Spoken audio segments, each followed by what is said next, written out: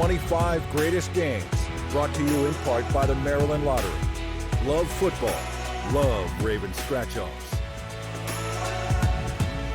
What's up, Ravens fans, and welcome in. Today we're going to take a look at the top 25 games in franchise history. It's all part of our 25th season celebration, and today I'm joined by a panel of people that knows Baltimore sports and Ravens football better than anyone else in the entire world. So let me go ahead and introduce our panel today. We'll start with Kevin Byrne, longtime team executive, headed up our public relations and community relations department since day one. We also have our two voices of the Ravens, Jerry Sandusky, the current voice, and Scott Garceau, who had the job before him. Jerry calls Super Bowl 47. Scott calls Super Bowl 35. We also have Keith Mills. This man eats, sleeps, and breathes Baltimore sports, covered Ravens, Orioles, Colts. He's seen it all. And then John Eisenberg. You can currently read his work at BaltimoreRavens.com and the team app. Before that, he worked for the Baltimore Sun as a columnist, has also written a number of books about the history of the NFL. And then last but not least, we got Ryan Mink, the editorial director of the Ravens. He can provide some great perspective about life in the building. He covers his team better than anyone on a day-to-day basis. So now you've met our panel, but before we jump into all 25 games, let's take a look back and check out some of the iconic moments from these matchups in Ravens history. Turn out the light, the party's over. Baltimore Ravens open up a new chapter of Baltimore football history. And you better believe the hay's in the barn now. The Ravens break the franchise record for the most points ever scored in a game. Listen in as the last dance begins in Baltimore.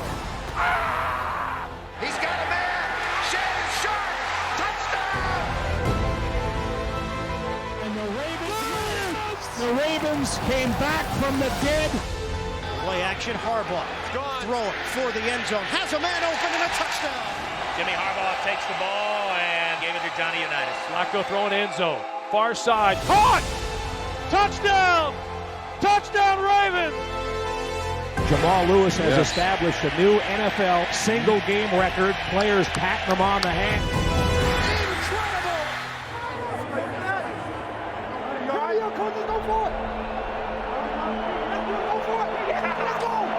It's fourth and a short 2. He's to the 5. He's in. Touchdown, Lamar Jackson. Oh, I'm making the play to win the game. Don't worry.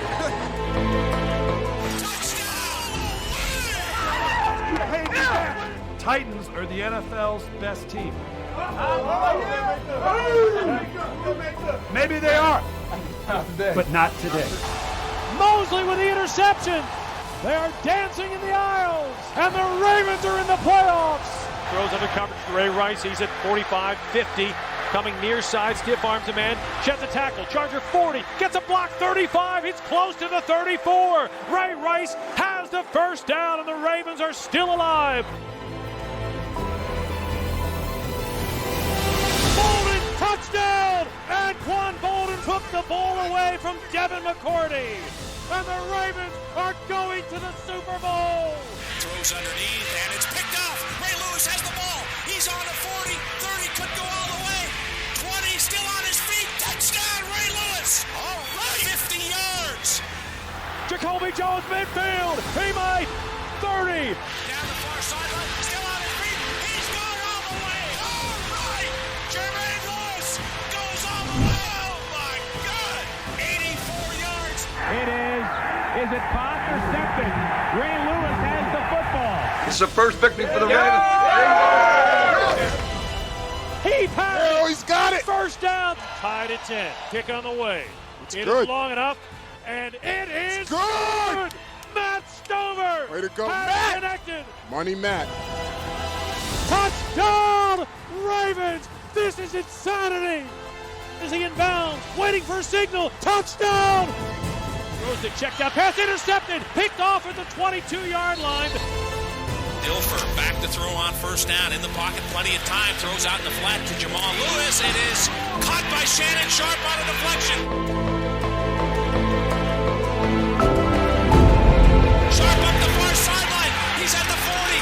He's at the 30, 20, 15, 10, 5. Shannon Sharp, touchdown! Give it to McLean. He's hit in the backfield. He's still on his feet, and he's going to get a first down across the 30-yard line and more. 40. He's in midfield and still running. He might.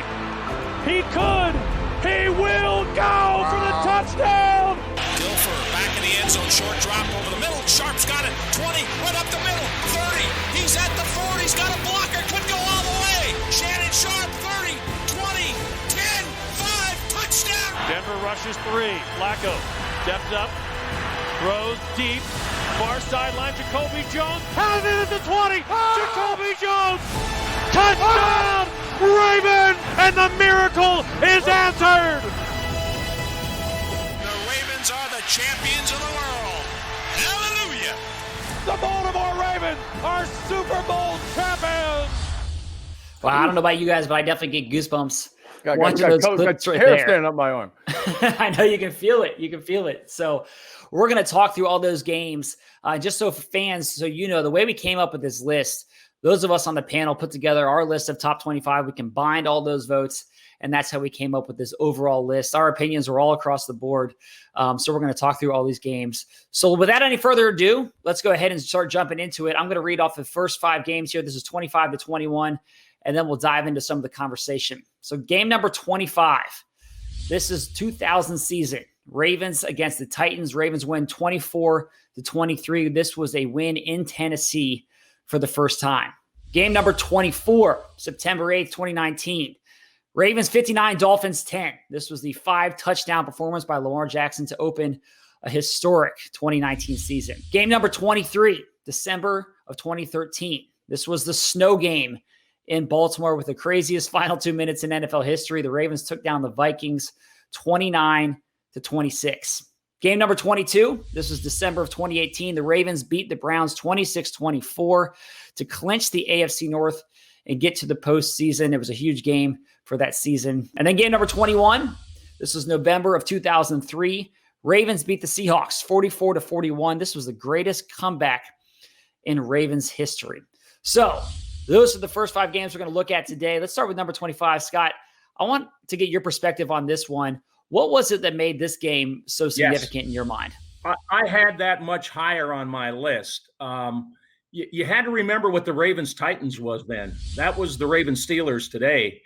And I think Tennessee was 12-0 in their new stadium. They hadn't lost at home. And it kept looking like the Ravens and the Titans were the 2 strongest Super Bowl contenders in the National Football League. And for the Ravens to go in there, the thing I remember about it, Trent Dilfer threw a 79-yard pick six with about 2.5 minutes left, and it looked like it was over.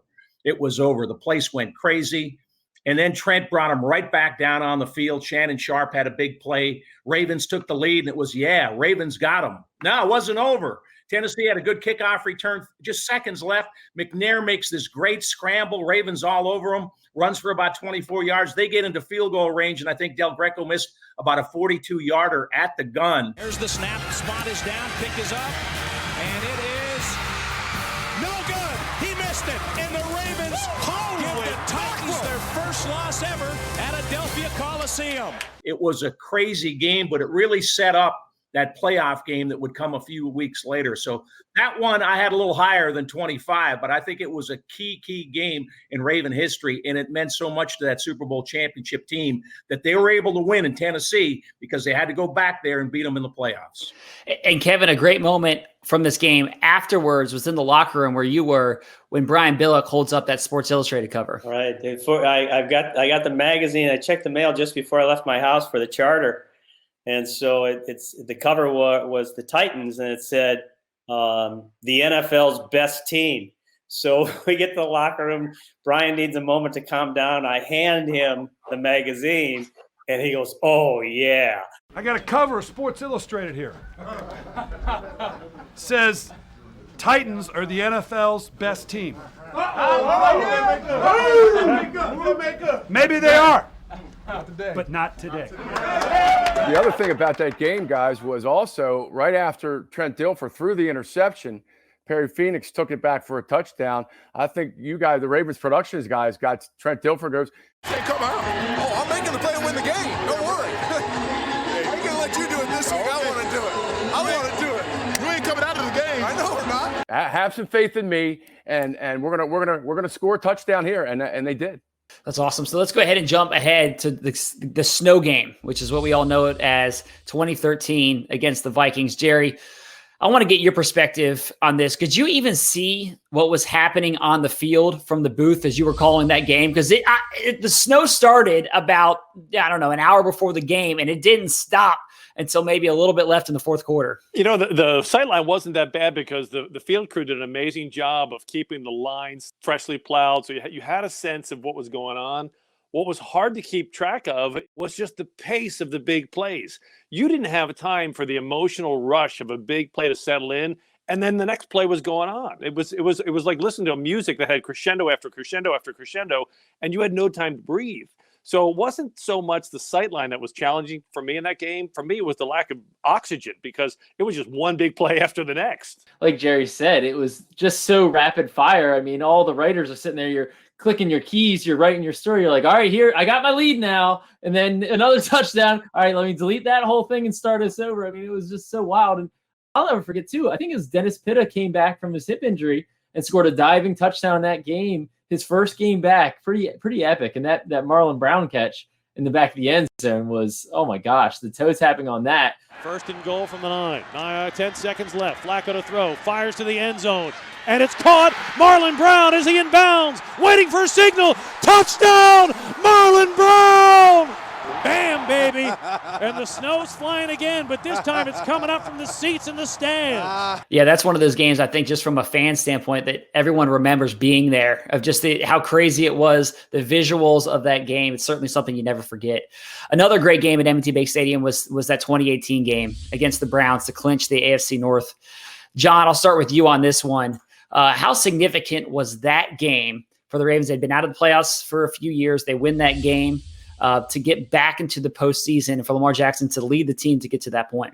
That game is really big when you think about it, because, I mean, the fact was, and in the wake of the second Super Bowl, other than the 1 year in the playoffs, it just hadn't happened for a while. And there was frustration built up. There's no question about it. And so you've got this one game you need to win at home, and you got Cleveland, right? And you're thinking, well, we can beat Cleveland. But no, it's a pretty good Cleveland team, and Baker Mayfield's throwing the ball all over the place. And so a huge challenge. And then C.J. Mosley makes that interception, in the last minute. And I have seldom heard, and I've heard a lot of explosions in that building. But that was big. It was like, we did it. It was like, oh my gosh, we are going to the playoffs. We've won the division. We have a new quarterback.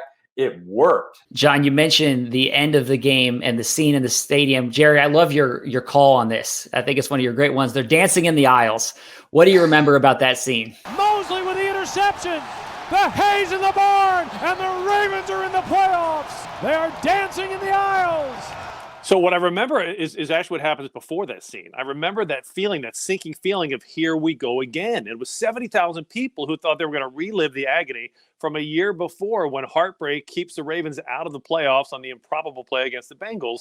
And literally, to a person, you could sense everybody thought it's going to happen again. And then in an instant, it shifted, much like it did in Super Bowl 47, and everybody just cut loose, and 2 years of frustration. And I think the reason I mentioned the aisles was people they were just spilling out everywhere. They were hugging each other. It was one of those magical moments that bonds a community. And C.J. Mosley's interception is what turned that community back together instead of tearing apart, which I think would have happened if the Browns scored a touchdown. And lastly, Keith, I want to get your perspective on this game, because you had it really high on your list. You had it 11th all time. Yeah, for exactly what John and Jerry just said in terms of the culture, the community kind of feeling after the game, but also Lamar Jackson, his play to get to that game was pretty spectacular, but his play in that game was equally as spectacular. But Kev, you and I talk about this.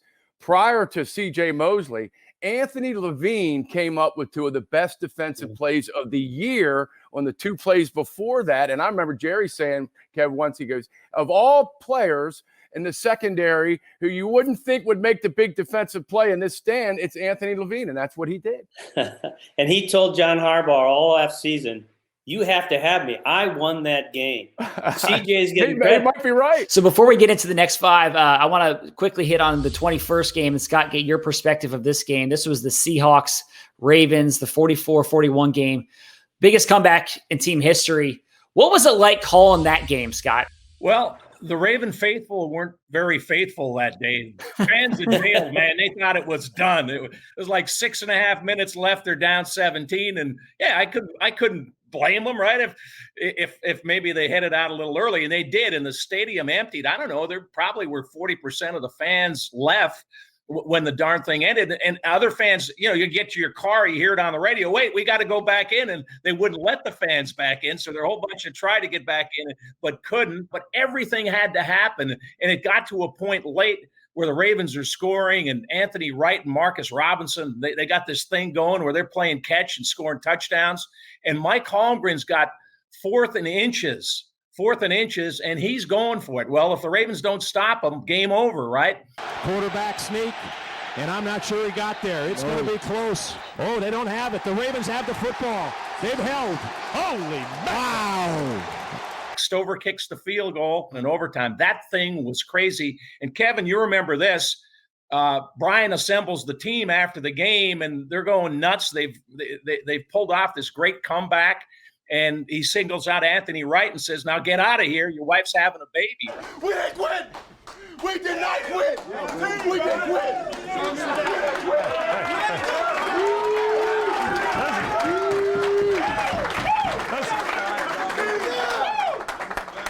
Now, that's all well and good, but you're having a baby in 3 hours, man. Okay. All right, so guys, now we're going to reveal the next 5 games on this list. So let's start at number 20 here. This was October of 2019. Ravens beat the Seahawks in Seattle 30-16. Most fans will remember this one for Lamar Jackson going to the John Harbaugh and saying, let's go for it. Next game is the 2012 victory over the Patriots. Ravens 31, Patriots 30. Torrey Smith scores 2 touchdowns on Sunday Night Football. Game number 18. This was 1998. The Colts against the Ravens. Ravens win 38-31. This is the Colts returning to Baltimore. Obviously, a very emotional game for fans in the city. Number 17. This was December 31st of 2000. Ravens beat the Broncos 21-3. First playoff game in franchise history. And then game number 16. January of 2013, Ravens beat the Colts 24-9. This was Ray Lewis's final game at M&T Bank Stadium, better known as Ray's Last Dance.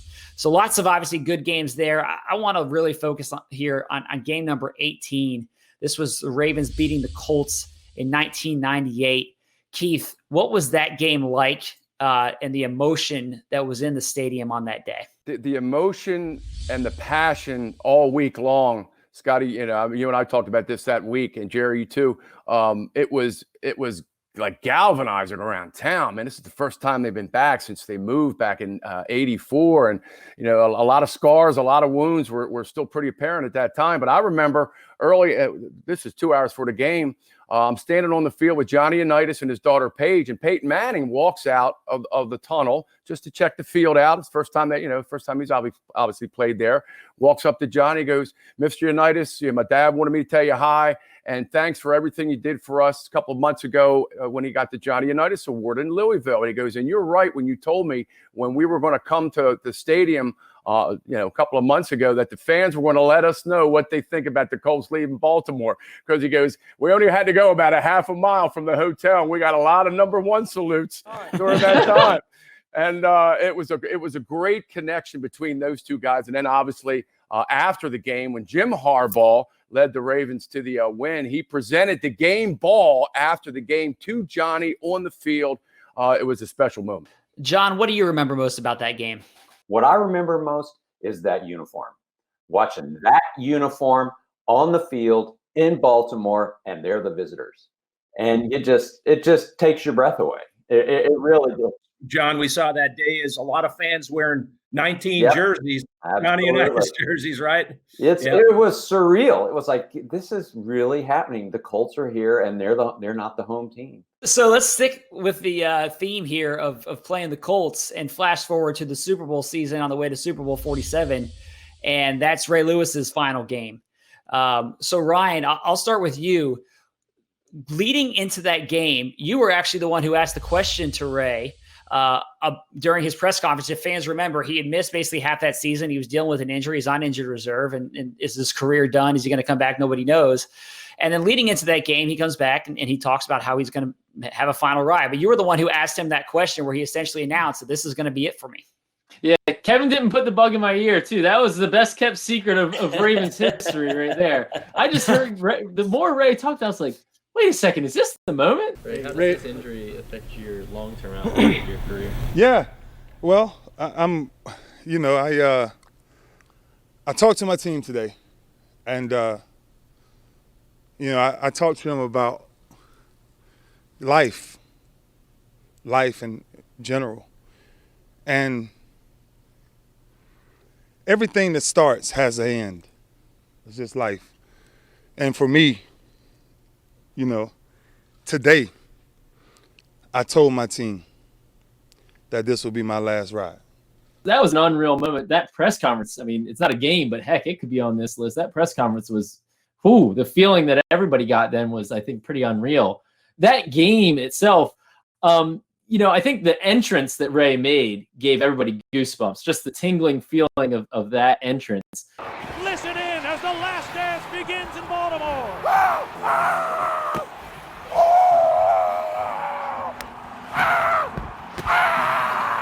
The game itself wasn't great, but the memories that linger from that game, not only from Ray's entrance, but also taking a lap around the field after the game, that'll stick with you forever. Well, the preface in the locker room, from the injury was that he couldn't come back. And he kept saying, no, I'll be there. I'll be there. If we make the playoffs, I'll be there. And then I got a heads up from Coach Harbaugh that Ray was going to announce to his teammates that it was going to be his last ride, as he said. And so I went to that team meeting, and Ryan, it's kind of like the press conference. He said, this is my last ride, and then it was like, wait a minute, are you telling us this is it? The next game could be the last game. And so it was a little bit of that. But what I thought was interesting was sending Ray out for the last play on offense and put him in a tailback position and let him do that dance. And you heard no complaints from the Colts after the game or around the league that was showboat. I'll have you take a bow. I might put you on victory. Be the back guy. Okay, I'll go get my helmet. Yeah, let's do that. And now Ray Lewis is running on the field, and Torrey Smith will come off. I'm reporting eligible. He is an eligible receiver, but he won't get a pass. He's on the field for his final play in Baltimore in a Ravens uniform. There's the snap, and that is the end of an era in Baltimore. He was so respected in the league that everyone wanted him to have that moment at his stadium for the last time. And that was special. And at first I was kind of wincing, like, should we send him out there? And then I kept looking for the reaction, but there was no bad reaction around the league to that. Well, obviously the other thing about that game is that it set the team on the path to the Super Bowl. That was Joe in a historic playoff run. He threw 11 touchdowns and no interceptions during those playoffs, and that started that run to Super Bowl 47. So let's go through the next 5 games on this list here. Coming in at number 15, we have January of 2015. Ravens take down the Steelers 30-17. This game, people probably remember Terrell Suggs' interception, the Thigh Master interception where he caught it between his legs. Number 14, January of 2009, Ravens 13, Titans 10. This was the divisional round. Matt Stover hits the field goal to win that game in 2009. Let's go to September of 2010, Ravens 39, Jaguars 36. This was the first victory over the Jaguars. Game number 12, November 6, 2011, Ravens 23, Steelers 20. This was Torrey Smith's last-minute touchdown as a rookie. And then game number 11, this is November of 2012. Hey, diddle, diddle, the 4th and 29 play. That play, certainly one of the most iconic in franchise history in addition to that game. So I want to go back and look at game number 13 here. This was the 39-36 victory over the Jaguars in 2000. So Scott, Kevin, Keith, you guys all had this game in your top 10. For fans who are younger, don't remember as much about this team, Kevin, I'll start with you. What was so significant about this game? Well, I did have it the sixth most important or greatest game in our history. And it was the moment we arrived. And it didn't look that way at the beginning. The receiver from Jacksonville, Jimmy Smith, with Dwayne Starks, who could play, was on him. And he caught almost 300 yards worth of passes, most of that in the first half. So we were getting our butts beat. And we come back, and then Tony Banks hits Shannon Sharp with that touchdown, 40-some yards with 41 seconds left. And it exploded. Banks with the snap. He sets, throws deep down the middle for Sharp. He's got it. Touchdown! Shannon Sharp in the end zone, and the place is going Raven wild. But I know in Ozzy's mind and those of us who were there from the beginning, this is it. We could never beat Jacksonville. Now we have beaten them. Now they're gonna have to pay attention to us because we can now beat a really good team. And we did it, and it was fantastic. The players realized it because players have to get confidence. And that was a turning point for the franchise. And that's why I have it the sixth greatest game in our history. What did I say when we left that locker room at halftime? Win or lose, we're going to define what we're about. Okay? I'll tell you what that's about. Championship teams do that kind of stuff. Just for pure entertainment in a football game, I could make an argument that was the best game, the most exciting game the Ravens have ever played. That was phenomenal. And there are a couple of things there. They started off, that was the home opener. The week before, they went to Pittsburgh, shut out the Steelers in Pittsburgh. Then they came home and did that, and away we go. That defense was coming in 1999. You could see the defense. Offense was a little bit of a question mark. But that day in that game, the Ravens were 0-10 going back to their last year in Cleveland against Jacksonville. Brunell and company were a pretty good bunch then. McCardell, Jimmy Smith, 15 catches for 295, Kevin, in that game. They couldn't stop him. He was amazing. But the Ravens, remember, they brought Shannon Sharp in because he had 2 Super Bowls and he knew how to win. And what does Shannon do in his first game in Baltimore? Game-winning catch down the seam to give him a huge win. That to me might be the most exciting 60 minutes of football in Raven history. Hey, it's fun to throw out some of these old names and talk about players that we haven't seen play for a while. One person I want to bring up is Matt Stover. And game number 14 here is Ravens against the Titans. 2009 that Stover kicks the game winner. Keith, your perspective on Stover, the number of people had this game really high, but that was his last field goal ever for the Ravens. This is somebody who has a key hit piece of Ravens history. He's in the Ring of Honor. Talk to me about that game a little bit. Oh, it was a brutal game. I mean, Jerry and Rob Burnett called the game, and even Rob during that game said a couple of – Kevin, you and I talked about this later, how just intense and fierce the hitting was. I mean, these guys were pummeling each other. They were going down, but sure enough, Matt kicks the winning field goal, and Jerry had the call. And Rob Burnett, first time I ever heard anyone call Matt Stover, Money Matt Stover. Snap is good. Kick on the way. It's it good. Is long enough. And it is good! Matt Stover Way to go, has Matt! Connected, and the Ravens are in front in the final minute of the divisional playoff game. Money Matt. Lastly about that game, that's a rookie quarterback going in there and get the job done. Jerry, what did that mean for Flacco and the team at that point? Well, I think for Flacco, that was a game that the team believed this wasn't just a kid who's holding down the fort. He was no longer just a game manager. He's a kid who can win tough games. He's a kid who can come up big under pressure. He can make the big plays, even without all the flashy stats. I think he went from a rookie to a peer in the eyes of his teammates in that game. All right, so let's move to the next game. This is the first game that everyone on the panel, all of us had in the top 25, and this is the game winner in Pittsburgh. Torrey Smith catches the game-winning touchdown at the end of that game. So, Kevin, I'll start with you. What was the significance of the win in that stadium at that point? The preface to that game is that John Harbaugh decided to play Renegade all week, every practice, 3 times. You know, we could hear it blasting through the walls.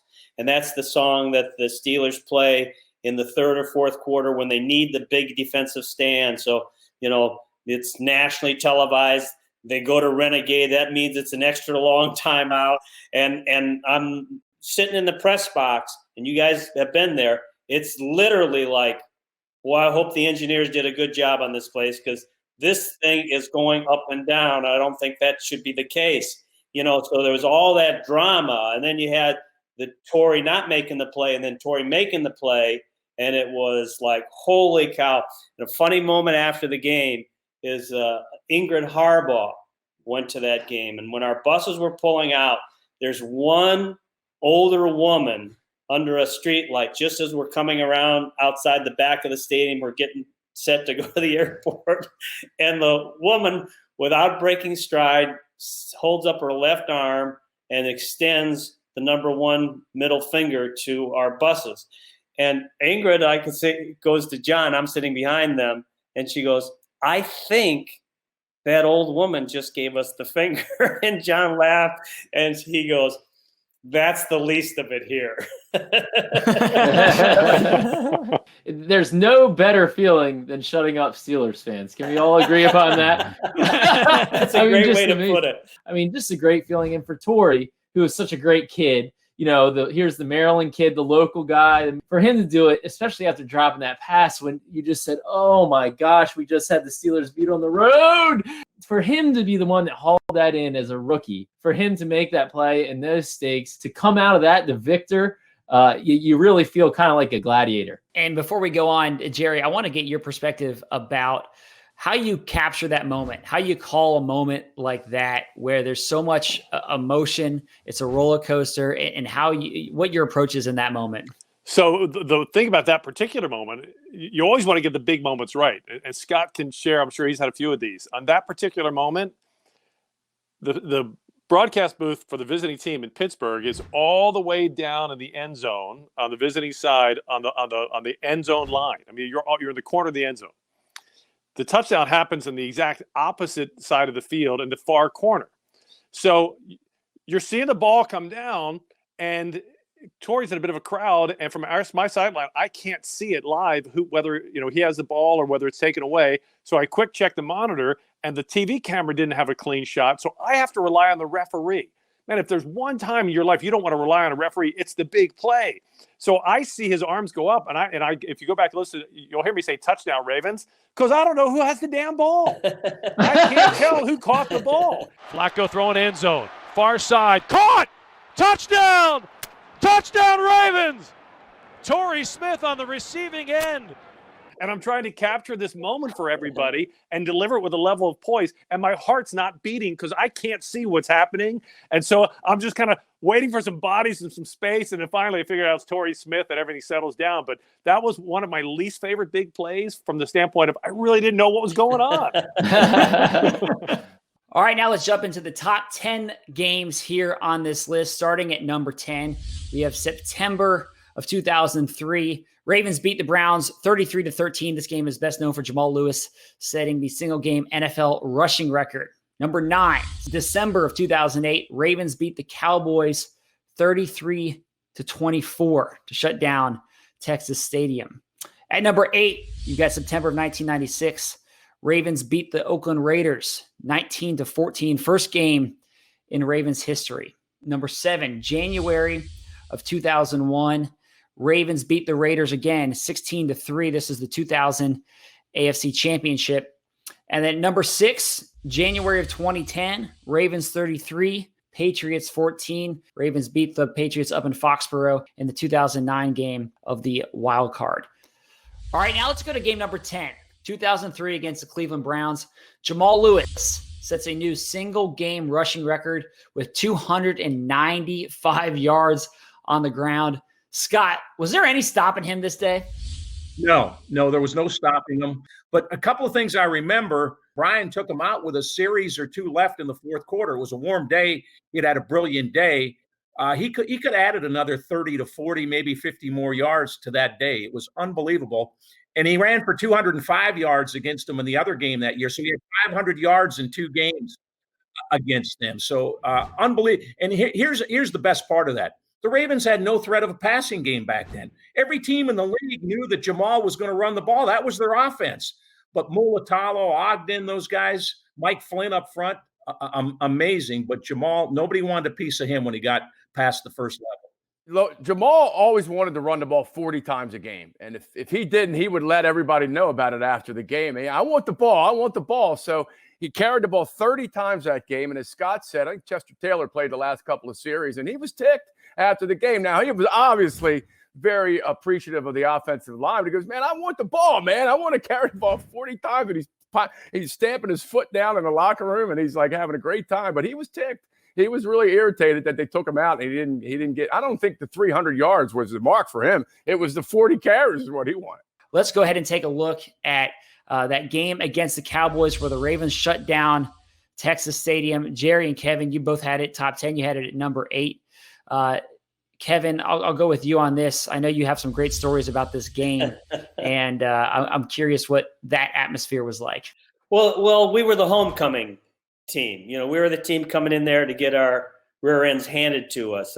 Jerry Jones made sure that to close Texas Stadium, he got a soft team. We were not very good the year before, so he assumed, and the NFL assumed wrong, and it had everything. You know, everybody will remember the 2 long runs by McGahee and Le'Ron McClain at the end of the game. But Derek Mason playing with a separated shoulder, with his arm can't reach this high with one arm, and he makes the key touchdown. And you have Ed Reed 2 interceptions. But what I will remember most from that day is the bus ride in and how furious John Harbaugh was. So our police escort that's getting us into Texas Stadium, it kind of pulls off. I'm right behind John as we approach the entrance to the stadium, and we are now stopped in traffic, and we can see in front of us that cars are paying to get into the parking lot. Now, we're supposed to be escorted right to the stadium, inside the stadium, into our locker room, and he is angry. And he's looking at his clock. We got the quarterback here. We have the head coach. We should be on the field now. And he's turning around. He's looking for anybody. What are we going to do about this? Hey, if we get off this bus now and fans start giving us a hard time, they're going to have a problem with us. And so he was already fired up coming in. And then we get to the field for warm-ups. They have so many celebrities, so many former Cowboys, that there's no room for our linebackers to warm up. And now our linebackers are angry. And then the running backs who were going on the side, they had no room. And we were bumping into each other for the warm-ups because they had so many people on there. So before you get to the game, we had such a fury to beat them because we were a non-factor. Nobody cared about us. National television was there to see Jerry Jones close Texas Stadium. And Roger Staubach was there, but he wasn't playing. And so that fury was built up. John didn't have to say a word in the pregame. You know, we were floating out of that locker room. We were look out Cowboys, and it was one of the most physical games I've ever seen us play. We played with anger throughout. The coaches kept it up during the game, and it was fantastic. I mean, it was – and to do it the way we did it with those 2 long runs in the fourth quarter, it was spectacular. Hey, John, you're the Dallas guy, the Dallas expert of this group here. So what was the atmosphere like from the Dallas standpoint of what they expected that game to be, and then how the Ravens spoiled that party? Well, I don't think it was a great Cowboy team. I think it was a good, like all of them, I might add, since about 1978. But it was, they thought they'd be in the playoffs or something like that. And of course, the beauty of Kevin's story there is that, they all got held up for waiting for everybody to pay to park. Definitely Jerry's not going to miss out on paying to park. But, I'm sure the Cowboys, exactly as everyone said it. It was a homecoming game. And they thought they were going to win it, and they picked the wrong team. And I can tell you, with a lot of family down there, I got bragging rights from that game for a long time. So let's go ahead and jump up to game number 8. This is the first game in Ravens history, the Raiders against the Ravens. John, I'll give you first crack at this one. We talked a little bit earlier about when the Colts came back to town. What was the atmosphere like for the first Ravens game? The city, the energy, the emotion. Describe that scene for everyone out there. Well, it's such a unique set of circumstances. I mean, you can never recreate it.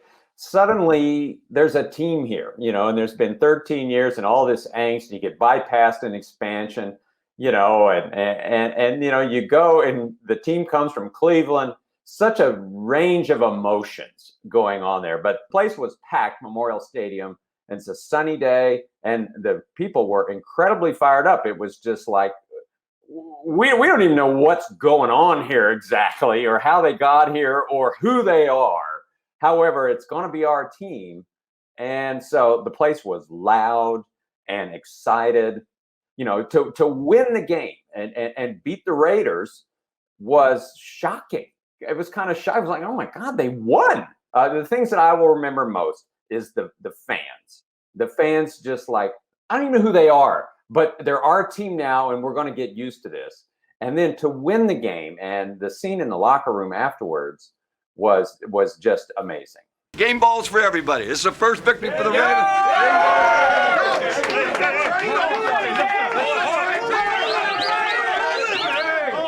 Oh, hey, man, I got a game ball for the old man. Way to go, EB. All right, man.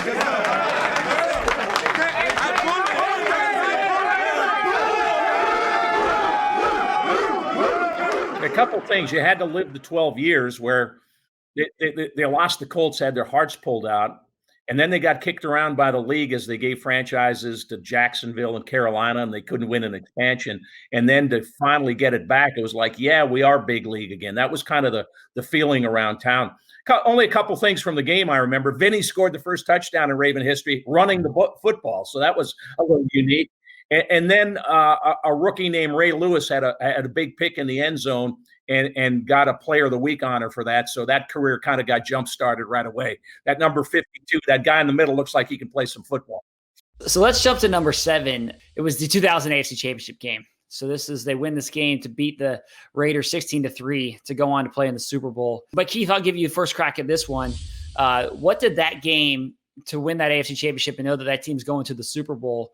What stood out to you about that one? Just the Ravens' defensive dominance in that game. I think they could have played another 2 weeks and the Raiders weren't going to score a touchdown. I mean, the signature play, of course, was Goose, slamming Rich Gannon, but they just pummeled them at the line of scrimmage. And even though they scored just 16 points, they really kind of ran the ball, and time of possession was on their side. But I just thought the defensive effort that they took into that game was magnificent. A team that was known for its defense. I thought that was the best defensive game they played all year. That and shutting out the Cowboys a couple weeks before, 27-0.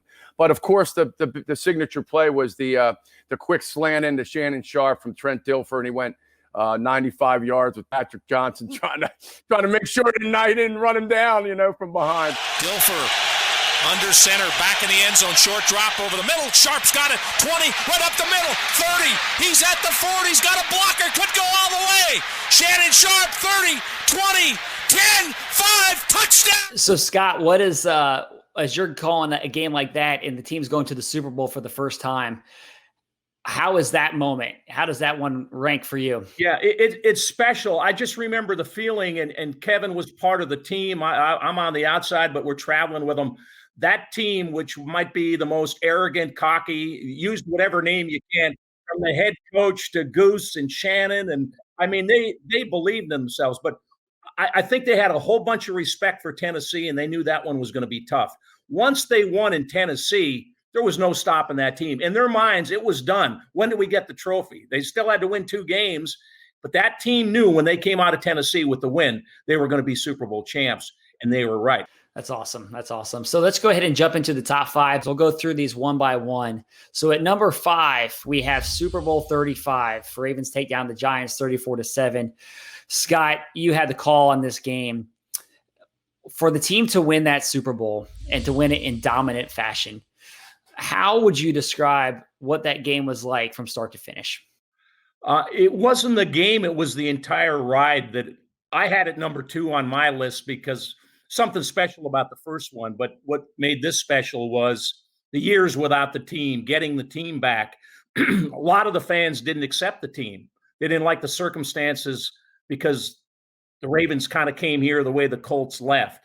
So there are a lot of people in town, especially older people, that these aren't my guys, but Johnny Unitas was on the sidelines and Tom Matte was doing the games and Lenny Moore was kind of part of the franchise. So it made it a little more acceptable, but it wasn't until that playoff run.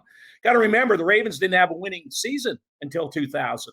So they weren't the toast of the town really. And then all that happened, that playoff run, the home win against Denver, the big win at Tennessee. We talked about the Raider game. And then the other thing that happened was we can live a million more years now. We're not going to see a team that wins a Super Bowl go 5 games without scoring a touchdown. Go back and look at this. Matt Stover scored 49 consecutive points for this team from September until November, from the fourth quarter, from Cincinnati to Cincinnati game, 7 games. Stover scored the final points in the September game, and then he scored the first points in the November game. And there wasn't a bye in there. This team went almost 7 games without anybody but Stover scoring and won a Super Bowl. So it was that incredible ride and then the incredible defense. They scored the touchdown. It was Dilfer to Stokely in Cincinnati, and then they went on an 11-game run, and nobody touched them, and that defense was just incredible. So that season, to me, will always be right up there. Now, Kevin, there had been so much building up to this game, not just from that season, but it had been building for several years. Young team, second-year head coach. How would you describe the mentality of that team over the course of the entire week? Well, I remember being going to practice on Wednesday on the bus ride, and you're now in the game and you want to win it, but you're concerned, can we win it? And the Giants had just kicked the Vikings all over the field. They'd scored 44 points in the NFC Championship. And so Brian was sitting across from me on the bus, Brian Billick, and I said, Brian, can we win this game? And he looked at me, can we win this game? We are going to kick their ass. And he goes, they're not going to score. They are not going to score. We just can't screw it up offensively. And that was his mindset. And we were physical. And we were underdogs all year. And he had the press conference at the beginning of the week where he defended Ray Lewis in one of the more memorable Super Bowl press conferences ever. And where he accused the reporters, apologies guys, of being ambulance chasers for a living. And he's still paying for that a little bit. He comes off the stage and he says, that's not quite the way we talked about it, is it, Kevin? I go, no, I said you were kind of in the neighborhood, but you weren't really on the same street, you know. But anyway, the players didn't feel that the Giants, and you saw it from the very first play. Kerry Collins dropped back, and Keith, I see you nodding your head. And until you saw the speed of that defense, we were physical, but until you saw how quick we were, he floated that thing, 40 yards in the air, and Ray Lewis almost gets his hands on it. And it was like, it's over for Kerry Collins. It's over for the Giants. That's play 1. Yeah, what I remember, the reason I smiled at that was the opening kickoff, O.J. Brigance tackles Rod Dixon. And at that time, we were allowed on the field. Paul Jaffe, our photographer, was right in front of us, and he stared at Dixon. He didn't say a word to him. He stared at him like, all right, we're here. What are you going to do? And then that famous Jim Faso NFL Films clip where he walks to his offensive lineman who just got pummeled again after the second drive. He goes, hey, man, we got to play faster. We got to play faster. These guys are fast. He goes, and these guys are looking at him like, are you crazy? We can't play any faster. And the game was over at that point, man. It was over. Let's go to game number 4, which is that same Super Bowl run. This is the game against the Titans. Ravens went 24-10 in the divisional round. So, John, what was the column on the Monday after that game in the Baltimore Sun from you? The column was just, they had won in the regular season. And you thought, oh, that's great. Great job. This is the number 1 seed, a great team. And it's just not going to happen twice in this place. And so the way they came in and just dominated that game, dominated it, and pulled away late. This game is close going down. So that was like a gladiator contest, basically. I mean, we're not talking about up and down the field on offense. We're talking about 2 teams just killing each other. And, who's going to make a play to make it to the end. And that was the toughest team, as we've alluded to before. And Garrett, I told you, it was a play-by-play guy. You always want to make sure you get the big plays right. Scott nailed the play of the game, maybe the play of the season. From the shotgun, McNair has the football, has a lot of time, throws underneath, and it's picked off. Ray Lewis has the ball. He's on the 40, 30, could go all the way. 20, still on his feet. 10, 5, touchdown, Ray Lewis. All right, 50 yards. And I love Scott's call of that, because to me, that was that rare game where one play summed up the entire game. You just had to watch that one highlight, and you just digested the entire game. And that's still one of my favorite plays of all time. Thanks, Jerry. Thanks. I always thought of the great plays, and Ray had a million of them, that was kind of his signature play. Taking that one in. Another nice postscript to that. So Ray had Eddie George that day. Everybody's in the locker room, showering, dressing, and Eddie George comes in dressed to the T's in his suit to congratulate Ray and the Ravens in the Raven locker room. Pretty class act. And one last thought on this, Kevin. We talked earlier about the Sports Illustrated cover that Brian Billick held up. So that was earlier in the season. Did that get brought up at all going into that game? So I'm looking at their timesheet, and I noticed they hurried our introductions. They do that. And the national anthem was sung fast. And all of a sudden this video comes up in front of this raucous crowd. And it's Brian from that post-game locker room when we beat them earlier that season, holding up the Sports Illustrated. They might be the best team in football, but not today. The fans start boo, boo, and they was raucous. So let's get into the top 3 games here, and these are all connected. Game number 3, Ravens beat the Patriots in the AFC Championship 28-13 to win that game in that stadium and to get to the Super Bowl. It was an incredibly emotional environment. What do you remember most about it? I just remember the impact that Ray Lewis had the year before. In the locker room, Kevin touched on this after the Billy kind of wide left when they lose. And I've never seen this before, where a player didn't absorb the loss and show his emotions. Instead, he advanced mentally to this game. Ray Lewis in the locker room after the loss. God has never made a mistake. He's never made one mistake. All right? So it ain't about one play, it ain't about nothing. This year, we did what we were supposed to do. We fought as a team.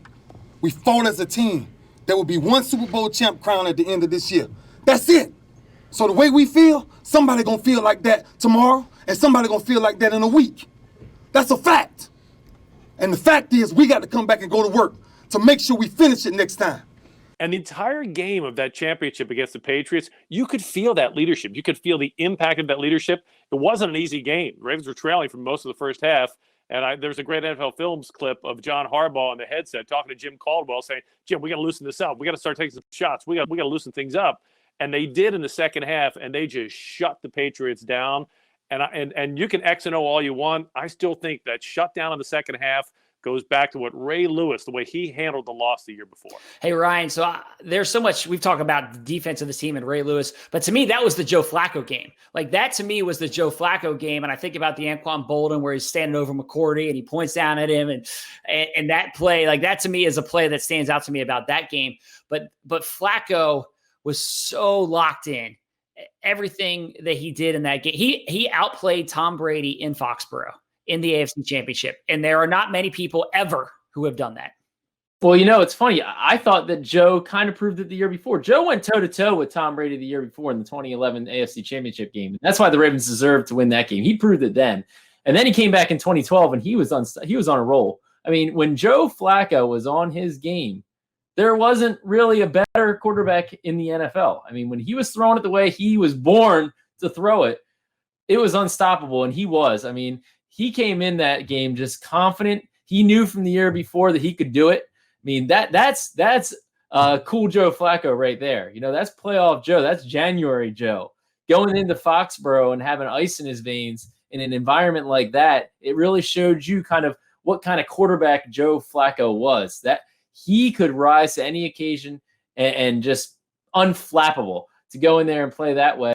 That really encapsulates who Joe Flacco is. All right, guys, so let's now move to the top 2 games here. And as I reveal number 2, that'll also reveal number 1. So number 2 on the list is Super Bowl 47. Ravens against the 49ers. Ravens win 34-31, which means that game number 1 on the list, of course, is the Mile High Miracle, the win in Denver. So let's start the conversation with that Super Bowl. The lights go out, the horrible and incredible week for the entire family. Kevin, what for you is so significant? Obviously, it's the Super Bowl. About the way that the Ravens handled that game, the way that John Harbaugh had his team prepared, and the way that he approached the entire experience of playing his brother's team in that game. The game is just so stunning to me because when Jacoby takes the second half kickoff back, it's going to be a rat kill. We are going to score 50 points. We were obliterating them. And then after the blackout, you've got to give the 49ers credit for the way they roared back. I don't know what magic happened in between, but we lost some luster and they got bright and made it into a great game where we have the final stand, a goal line stand to win the game. What are you thinking, Jerry, when the lights go out and you've got to suddenly fill radio time during the Super Bowl when there's not a game taking place at that time? But like Kevin's saying, the game was one-sided. It was a rout at that point. And then the lights go out and things change. But what's going through your mind when those lights go out? So what I'm thinking is something you wouldn't know is that I wake up Super Bowl Sunday and I have the start of bronchitis. And normally I would go to the team doctors and say, hey, like, is there something you can do to help me keep my voice loose and all that? But Super Bowl Sunday, I don't want to bother anybody. Everybody's uptight. So all of a sudden, I'm in the middle of 34 straight minutes with no commercial breaks. Somehow a massive outage of power in New Orleans Superdome has put this game on hold. Ravens players and 49ers players have retreated to their respective sidelines. Remember, we don't know what's happening. You're thinking in the back of your mind, is this a terrorist act? Is this a fluke? We don't know if we're going for 34 minutes or 3 hours. Nobody has any idea. So from a storytelling point of view, it was remarkable because the narrative is changing by the minute. You're trying to get information. You're trying to feed the stream. But from a physiology, it was pure hell. Because I couldn't talk, and all I had to do was talk, and I didn't know how long I was going to have to talk. So when the lights came back on, very happy man. So Scott, to win that game in Ray Lewis's final game, what did that mean to finish it with a defensive stand like that in Ray's final game?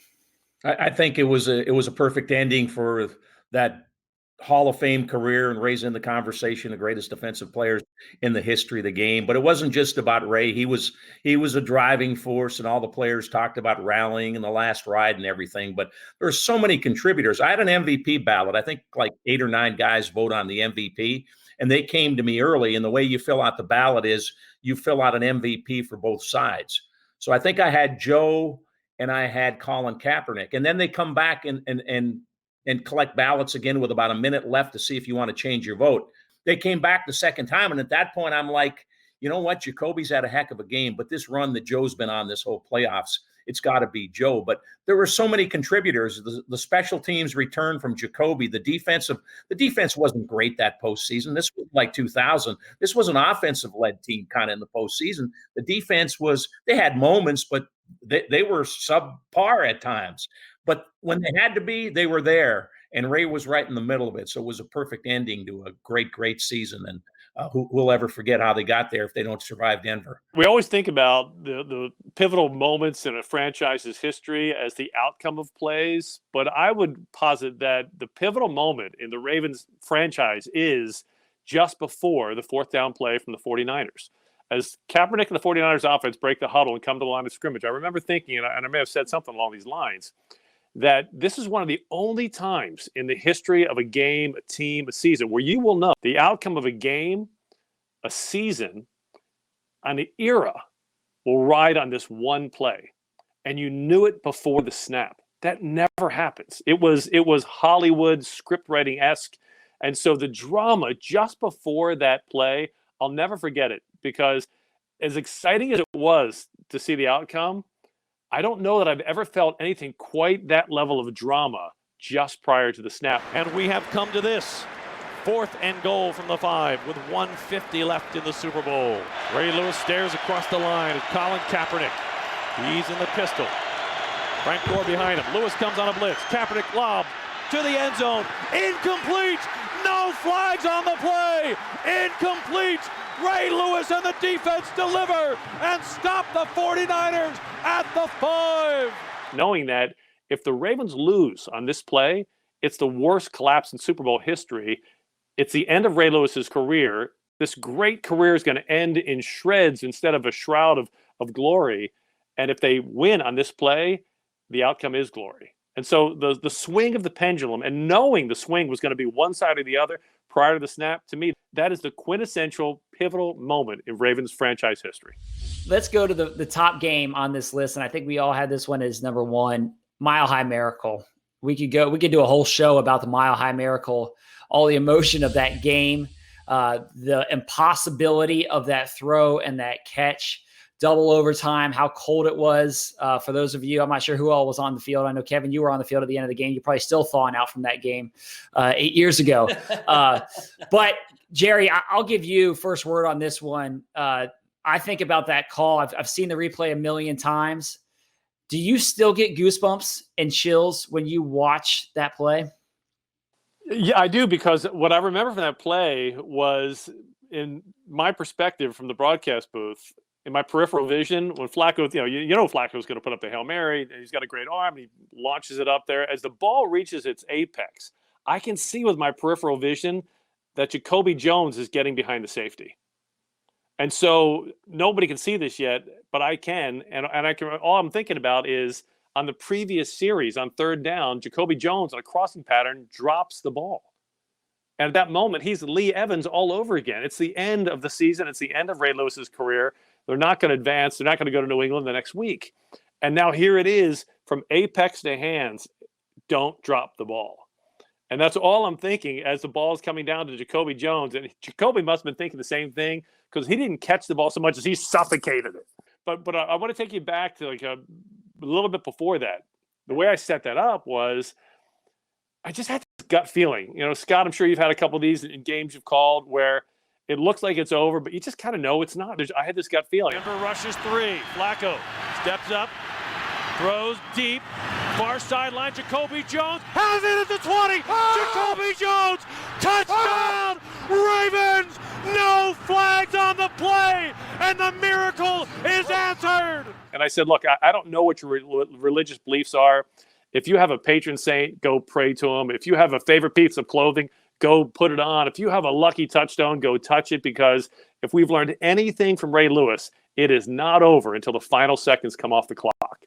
So if you believe in miracles, go pray for one right now, which is why when he catches it, I say the miracle is answered, because I set that up talking about the need for a miracle. Keith, you've seen a lot of games in Baltimore sports history. Is this the iconic moment in your mind for Baltimore sports? Certainly, without question. But I'll go one step further. To me, after the touchdown, obviously, which was the iconic play, Garrett, no question about it, but there was a 3rd and 13 in overtime from the Ravens' own 7 or 8 yard line.